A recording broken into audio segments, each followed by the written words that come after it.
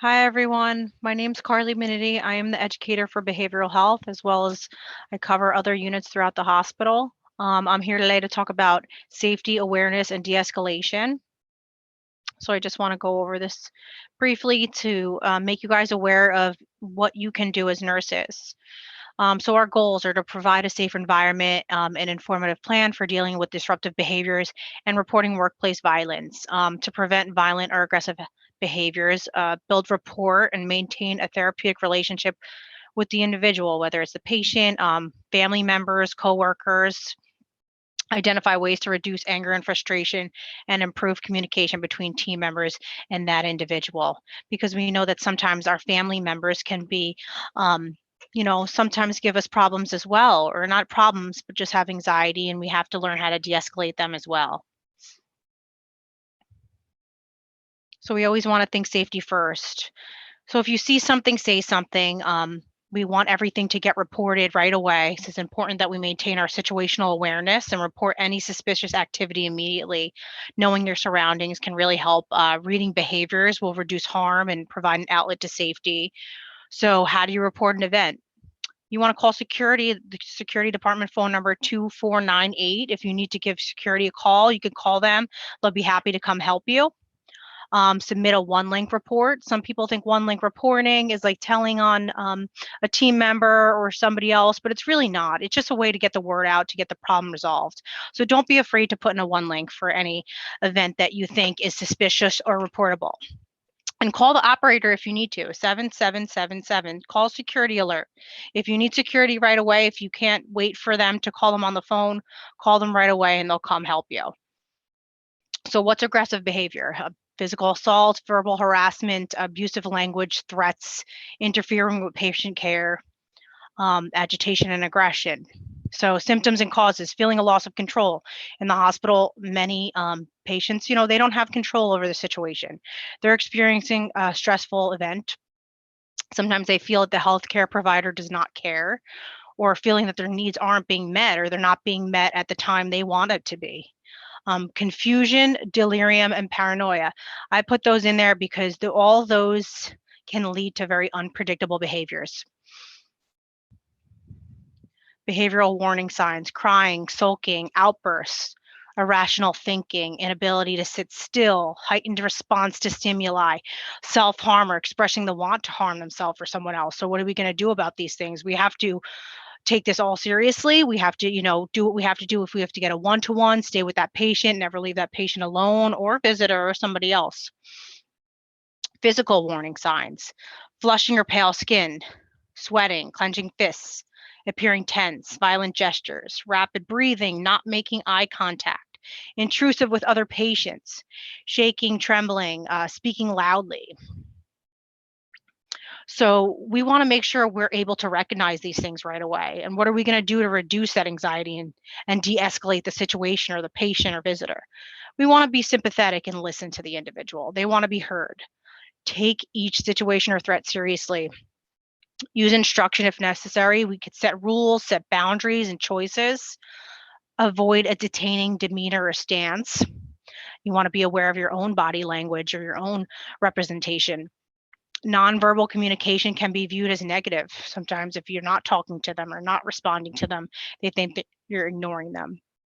Volume, try not to be sarcastic in these times. Non-judgmental, using silence sometimes to allow the patient or visitor to gather their thoughts. Let them express all they need to express. And always remain calm and non-confrontational to prevent crisis. Address the patient properly and speak clearly. Do not use slang terms. So prevention and handling a potential problem. So I read all these warning signs a few minutes ago. We want to recognize these warning signs, and we want to use whatever tools we have to intervene to de-escalate the situation. As nurses, we can provide interventions, calling the doctor, whether it's getting medication, whether it's staying with that patient, letting other people know, I have an agitated patient, don't go in that room, or be aware when you go in that room. I think making everybody aware of it, everybody that might be come in contact with that patient or visitor, making them aware to keep everybody safe is very important. Knowledge of the patient's history of violence or aggression. So this is really a key indicator for subsequent violent episodes. This can tell us, if the patient has been violent before, it's more likely that they can be violent again. Respond appropriately. Ask the patient what helps them calm down. What can I do for you? What has worked in the past? And satisfy any of the patient's needs and wants when you're able to. Knowing your surroundings and having an exit plan. Keep an opening between yourself and the doorway. You always want to be closest to the door. You never want to be trapped, against the wall. You just don't want to put yourself in that situation, and just being aware of it, you can avoid that. Be conscious of distance between the individual personal space.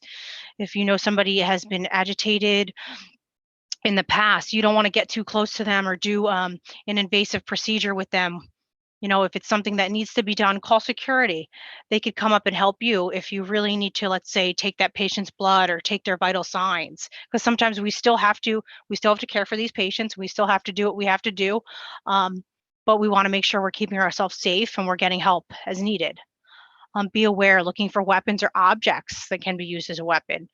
When visitors come in, they're not always checked for their belongings. We don't know what's in their pockets and what can happen. And they bring things in for the patients as well. And alternative plans. So if you're not de-escalating the situation, if you feel like you're not getting through to that patient or family member and you need to step away or ask somebody to help, let a coworker maybe try to connect if things aren't going well. You could look to reestablish that communication. Maybe somebody else can jump in and help, maybe patient experience or whatever. But just make sure you communicate that. You always want to, close the loop. You don't want to leave somebody upset. So when de-escalation is not effective, know when to call a security alert. Don't wait. Better to be safe than sorry. They want you to call. So if violence is imminent or has already occurred, you want to call a security alert. If there might be a need for physical intervention, if you feel unsafe, if the patient or visitor is not regaining control after multiple attempts, if you can't de-escalate violent or aggressive behavior.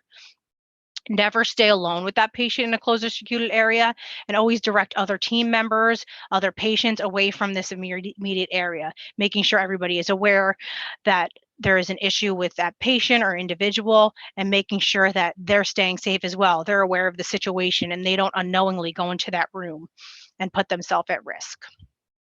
So every team member has a role. Communicate who will maybe stay with the patient, like I said, within a reasonable distance, not to put self at risk, but just to keep an eye on them. Maybe consider PRN medication if available, or notify the provider. You could call the doctor, let them know what's going on.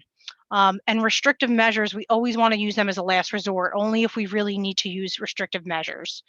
It's very last resort. If we can de-escalate, that's really the goal. And then conducting a debriefing. We always want to debrief with the patient or the individual and staff as soon as possible after the incident. We want to make sure that control is regained and they're ready to talk about it. Check on other patients on the unit or other bystanders that may be worried about the situation or worried about their own safety. Reassure them that, safety is being maintained. They're doing everything they can.